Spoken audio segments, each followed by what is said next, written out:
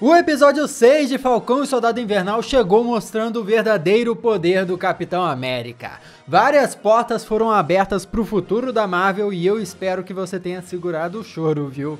Porque se não segurou vai ser pior, já que várias cenas lá tiveram muito mais significado do que você pode ter percebido. Vamos analisar e explicar isso tudo aqui nesse vídeo.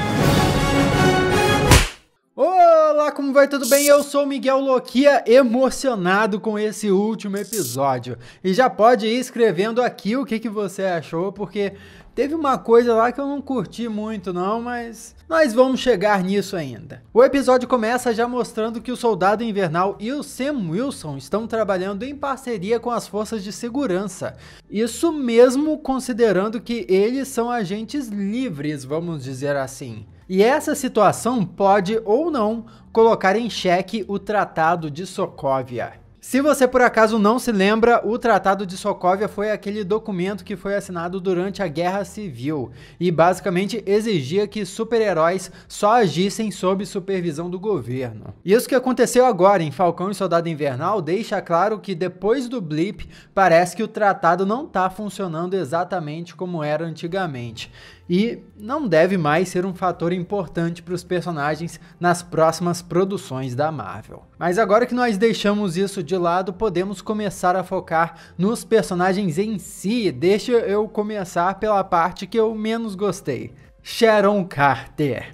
Ela aparece usando a mesma tecnologia de disfarce que a Viúva Negra usou em Capitão América 2, o que foi bem interessante. Ela diz que estava ali para ajudar o Sam e o Buck, mas é lógico que foram os seus interesses como mercador do poder que a levaram para lá. No fim, ela consegue a vingança que queria da Carly e até mais. Esse arco da Sharon Carter aí foi um dos mais sem graça da série, na minha opinião, só que eu espero conversar melhor sobre isso em um próximo vídeo sobre a cena pós-créditos especificamente. Os apátridas, por sua vez, colocaram em prática um plano bem elaborado até, que consistia em capturar os reféns dentro dos veículos nos quais eles tentariam fugir do prédio. E aí que começa toda a confusão. Bom, vamos começar falando do Soldado Invernal. Quando Bucky Barnes chega na área do ataque dos apátridas, ele é saudado pelos seguranças como Sargento Barnes, que é o posto que ele tinha quando atuava no exército americano durante a Segunda Guerra. Assim, por um lado, é muito legal ver que quando ele ganhou o perdão do governo pelas suas ações como soldado invernal, ele também recebeu de volta o seu ranking militar, contrário do John Walker, né, que perdeu o seu ranking.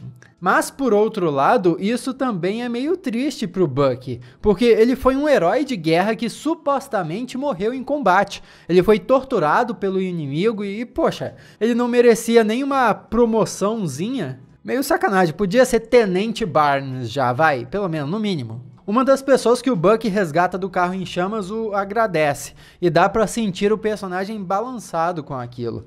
Provavelmente é a primeira vez que alguém o agradece por ter ajudado numa situação daquelas.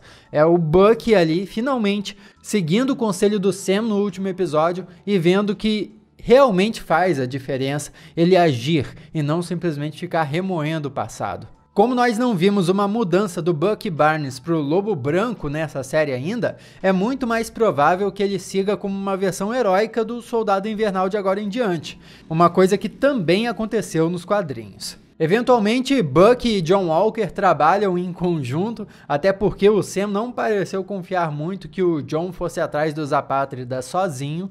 E eu achei até que eles tiveram uma dinâmica bem interessante juntos. Quem sabe no futuro essa combinação dos dois volte a acontecer. Todas as cenas de luta com o Bucky foram bem bacanas, não tem nem o que comentar, mas é muito mais satisfatório ver ele deixando o seu passado para trás, contando a verdade para o Sr. Yori, contactando todos os nomes no caderninho e finalmente podendo ser feliz no finalzinho. Poxa, se tem alguém que merecia comer um churrasquinho no fim de semana, era o Bucky, é ou não é? Mas e o John Walker? Bom, no fim das contas, a consciência caiu sobre ele e ele abriu mão da vingança contra a Carly para salvar os reféns que estavam dentro de um veículo. E a gente pode especular aqui até o que fez ele de repente agir diferente. Só que eu diria que quase com certeza foi pelo seu parceiro morto, o Lemar. Afinal, pouco antes, ele tinha olhado para a medalha no interior do seu escudo e refletido um pouco. Aliás, é uma referência aos quadrinhos isso. Durante uma época, o John Walker carregou uma memória da sua família no interior de um dos seus escudos. Aqui, no caso, ele está carregando uma memória do seu grande amigo que morreu. Aquilo lá pode ter feito ele pensar no que o Lemar gostaria que ele estivesse fazendo. E mais, confirma as afirmações do Lemar quando diz que o John Walker consistentemente tomava as decisões corretas no campo de batalha. Finalmente aqui nós começamos a ver o John que os companheiros de batalha dele conheciam, porque até agora a gente só conheceu o John Walker escroto, sabe? Que não se importa com os outros, que é violento. Cadê o soldado honorável que os colegas dele respeitavam? O escudo falso do John já era, né? Claro que um aço barato não suportaria as pancadas dos apátridas. O escudo dele caindo, todo amassado, é um momento bem simbólico, que demonstra pra gente como o John estava essa série inteira achando que vestia o legado do Capitão América, quando na verdade era uma versão fajuta dele. Do mesmo jeito que aquele escudo nunca foi de Vibranium, o John nunca foi capitão. E não teve soro nenhum que resolvesse isso. No fim, o legado foi deixado amassado, assim como o escudo também, mas a cena mostra que essa fase de tentar ser capitão acabou para ele. Haviam coisas mais importantes para fazer. E o momento sutil onde ele reconhece o Sam como capitão é bem bonito também. O personagem realmente se desenvolveu no decorrer da série. E a frase do Abraham Lincoln que ele diz: "A misericórdia dá frutos mais ricos do que a justiça estrita." É um ótimo exemplo de como o John pretende agir diferente agora, mas sem deixar para trás o deboche e a arrogância que ele sempre teve. A personalidade dele ainda é a mesma. E sério, eu tô muito, mas muito curioso pra ver ele atuando como agente americano de agora em diante. E agora, poxa, o uniforme tá muito mais parecido com o dos quadrinhos, é maneiro demais e eu acho que eu vou falar melhor disso em um outro vídeo. Por isso, aliás, se inscreve, ativa as notificações para não perder os próximos conteúdos que eu vou postar aqui no canal sobre essas pontas soltas de Falcão e Soldado Invernal. Vale muito a pena e com esse ato aí bem simples, bem singelo, você me dá uma força, sério, gigantesca. Muito obrigado por esse apoio e vamos continuar para a análise. Porque a gente precisa conversar sobre quem? Sobre a estrela do show, o Sam Wilson. Tem uma coisinha que ele disse no início do episódio que ficou tipo, o que ele quis dizer? Ele fala pro Bucky que chamou o reforço, só que reforço foi esse? Não foi a Sharon Carter, porque quando a Sharon Carter apareceu, ele também ficou surpreso. Então, do que o Sam tava falando? Comenta aqui o que você acha. Sinceramente, naquela hora, eu pensei que ele tava falando do Torres, que poderia ter consertado a asa do Falcão que ele deixou para trás e poderia aparecer ali como um novo Falcão, porque afinal de contas é isso que acontece com o personagem Torres nos quadrinhos. Mas continuando aqui, o Sam Wilson já chega com tudo, dizendo que é o Capitão América, e o primeiro momento que ele tem que provar isso é na luta contra o Batroc. Lá na análise do episódio 1, onde o Sam tomou uma leve surra do vilão, eu até comentei, quando ele se tornasse Capitão América, precisaria rolar uma revanche e o Sam precisaria vencer ele. Tudo para se mostrar digno do manto e equiparável ao Steve Rogers, que em Capitão América 2 não só venceu o vilão, como tinha até se despido dos equipamentos para tornar aquela uma luta mais, entre aspas, justa. Isso mostrou que o Steve daquela época gostava de uma porrada de vez em quando e queria se provar. Porém, o Sam, por sua vez, age de forma surpreendente aqui. Em vez de tentar se provar e ficar envolvido na luta, ele derruba o Batroc tempo suficiente para escapar dali e resgatar os reféns que estavam no helicóptero. O que já começa a demonstrar como esse novo capitão é diferente do Capitão Steve. E eu não digo diferente melhor ou diferente pior, não, sabe? Tem um clássico funk carioca, nem melhor nem pior, apenas diferente. E eu acho que isso pode deixar os fãs um pouco frustrados, porque é uma coisa que nós vamos ver pelo resto do episódio. O Sam não busca o conflito ou a porradaria. Ele busca resolver as coisas com compreensão e de forma pacífica. Olha só, isso pode ser até um paralelo com as cores dele. Além do vermelho e o azul, a cor predominante no seu traje é a branca, a cor da paz. Faz sentido que ele, assim, seja o Capitão América que a gente precisa nesses tempos modernos. Um capitão que não busca mais lutas, mas sim tenta acabar com elas. Isso pode gerar menos cenas com grandes coreografias de porrada, mas certamente vai gerar cenas com um grande impacto heróico. Aliás, algumas dessas cenas nós já temos nesse episódio aqui. Vale dizer que o Sam não é o capitão por ser o mais forte, ele não tem um soro de super soldado. E nem porque é o mais habilidoso, a gente já viu aqui que ele foge de lutar quando pode. Mas ele é o capitão sim, porque ele se importa mais. E como um símbolo que inspira as pessoas, é disso que a gente precisa. É disso que as pessoas dentro do universo cinematográfico da Marvel precisam. Alguém que os façam querer se importar com o próximo. Olha que bonito! Toda a sequência do Sam perseguindo e resgatando a galera do helicóptero é maravilhosa. A hora que ele salvou um piloto e o protegeu do helicóptero com as asas e o escudo, nossa, eu arrepiei de tão bonito que foi. Assim como a cena dele sustentando o veículo que estava prestes a cair. E eu não sei se você pensou nisso, mas esse novo Capitão América do UCM tá muito, mas muito parecido com uma mistura entre o Steve Rogers e o Homem de Ferro. Primeiro porque, lógico, ele tem o escudo e veste o uniforme com as cores da bandeira americana, puxando esse lado do Capitão América. Mas do lado mais parecido com o Tony Stark, ele tem o novo Red Wing, que é um drone que responde aos seus comandos, é basicamente uma inteligência artificial ao seu serviço. E mais, ele tem as asas, ele pode voar. E para fechar, quando ele estava levantando o carro, ele usou uns propulsores extras que eram uma novidade para o personagem. E se assemelham bastante com um tipo de propulsor miniatura que o Tony Stark usou em Homem-Aranha de Volta ao Lar, para conseguir juntar os lados daquela embarcação partida ao meio. Você lembra disso?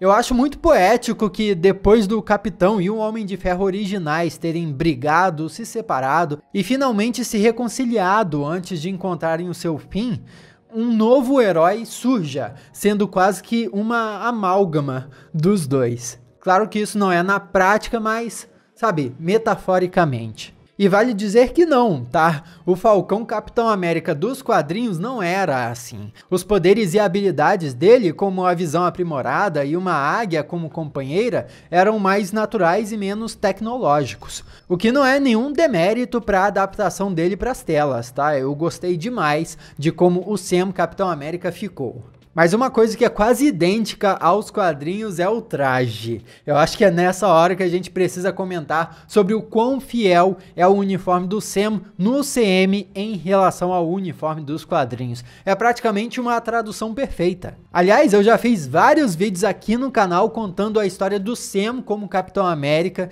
que ao mesmo tempo que é bizarra, é bem trágica também. Vale muito a pena assistir aqueles vídeos, não só porque muito do que acontece lá foi usado como uma base para a série Falcão e Soldado Invernal, mas também porque muito que tá lá ainda não foi usado e pode sim ser referência para as histórias futuras do personagem. Então eu vou deixar os links para aqueles vídeos aqui nos comentários desse vídeo para você assistir depois. Combinado? Combinado. Outra coisa, tudo que o Sam usa é tecnologia de Wakanda, uma vez que foi o Bucky quem pediu um favor para as Dora Milaje. Então, vamos fazer a matemática. Tem o braço do Bucky, o uniforme do Sam, tudo de Wakanda. Parece que o Wakanda vai pegar o legado das indústrias Stark e ser a nova patrocinadora dos super-heróis de agora em diante. Será que isso vai valer para os próximos Vingadores também? Seria interessante. Sam se recusa a lutar contra a Carly, mas eu gostei de ver pra caramba a combinação que ele usa entre as asas e o escudo nos seus movimentos.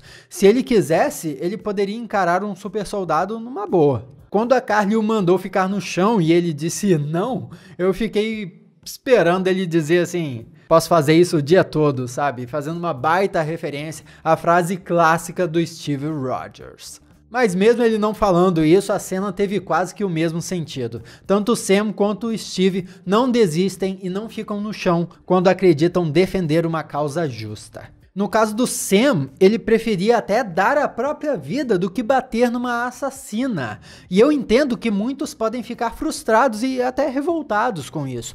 Porém, existe um motivo por trás dessa atitude. Além de usar a misericórdia, como a frase do John Walker dizia, se o Sam simplesmente derrotasse a Carly, o movimento continuaria. A própria Carly tinha dito isso antes para os seus colegas. Mesmo se eles morressem, outras pessoas apareceriam. Sabe, a causa existia, era justa. Pessoas acreditavam nela. Só os meios dos apátridas que eram radicais demais. Se ele, agora um símbolo da América, matasse a Carly, os movimentos extremistas só continuariam, isso se não aumentassem.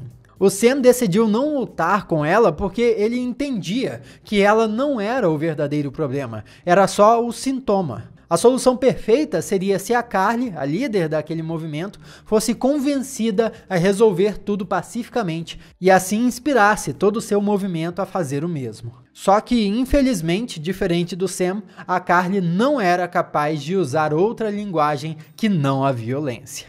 Esse desfecho trágico faz o Sam questionar o Conselho de Repatriação Global de forma única, dando um belo de um discurso que promove a inclusão das pessoas em vez da exclusão delas. E dá até para fazer uma baita de uma conexão belíssima com o discurso do rei T'Challa para a ONU, quando ele decidiu abrir as portas de Wakanda para o mundo. T'Challa, na voz do Chadwick Boseman, disse: "Em época de crise, o sábio constrói pontes, enquanto o tolo constrói barreiras." Essas palavras se conectam não só com o nosso mundo real, como também com a situação do universo Marvel depois do blip. O discurso do Sam teria um impacto por si só, mas o fato de estar sendo televisionado torna ele ainda maior. Aí ele mostra quem é o Capitão América e revela o seu verdadeiro poder. Ele acredita que podemos fazer melhor. E é bem bonito que, desde a sua primeira aparição, a série mostrou o Sam Capitão América sendo aclamado pelo público. Quem assistiu meus vídeos sobre a história dele nos quadrinhos deve ter notado uma diferença bem absurda. Por lá as coisas não foram nada fáceis para ele não. E mesmo depois do Sam ter dito que as pessoas podem não gostar dele naquele manto, eu acho que é muito difícil para alguém, depois de ter assistido essa série inteira, acompanhado essa jornada toda, não ter pelo menos se emocionado com o desfecho disso tudo. A transição do Falcão para o Capitão América poderia ter sido feita de uma forma michuruca, meia boca, sem sentido, mas foi extremamente bem construída. Terminando com esse discurso belíssimo, que também é um baita de um contraste à tradicional fórmula Marvel, sabe? Que o pessoal comentava. As histórias dos filmes da Marvel sempre terminavam com os heróis derrotando o seu nêmesis ali na porrada, sabe? Na disputa entre quem tinha a maior força física. Isso aconteceu até com WandaVision. Não por parte do Visão contra o Visão Branco, mas sim por parte da Feiticeira Escarlate contra a Agatha Harkness. Mesmo a série sendo tão diferentona, o final foi um embate de superpoderes. Mas não é o caso aqui em Falcão e Soldado Invernal. Aqui a gente não sabe nem se o Sam conseguiu derrotar os apátridas todos, já que o movimento existe para além daqueles que o criaram. O arco dramático dele só se fecha porque ele decide seguir uma abordagem diferente, agora agindo como um símbolo. E já está sendo bem sucedido nisso, uma vez que na conversa com o Isaiah Bradley, nós descobrimos que o CRG, o Conselho de Repatriação Global, mudou de ideia em relação aos planos que tinham graças ao que o Sam fez. E já que mencionamos o Isaiah, eu falei ou não falei que o Sam mudaria a cabeça dele? Nossa, chora Marvel, chora, é agora! Isso que é fechar com chave de ouro, é mostrar que mesmo quando não parecem haver esperanças, ainda há uma saída, ainda há uma solução. O Isaiah estava tão cego por raiva e ressentimento que não conseguia enxergar isso, mas o Sam foi capaz de mostrar a ele. E isso poderia ser tudo, mas não foi. Você sabe que o episódio termina com várias promessas, não é? É o Barão Zemo na atividade mesmo estando preso, a Valentina mexendo seus pauzinhos com um agente americano e talvez a maior promessa de todas. O título da série muda para Capitão América e Soldado Invernal. É uma segunda temporada que tá vindo. Nós temos até informações oficiais sobre isso. Então, ó, acompanha o canal para não perder mais nada. A série pode ter acabado, mas ainda tem muitos vídeos que eu quero fazer discutindo esses detalhes. E vale lembrar que no dia 11 de junho estreia a série do Loki, hein? E eu adoraria ter você aqui juntinho comigo. Aqui do lado tem outros vídeos que você já pode assistir. Muito obrigado pela sua companhia magnânima. Eu sou Miguel Loquia. E a gente se vê na próxima.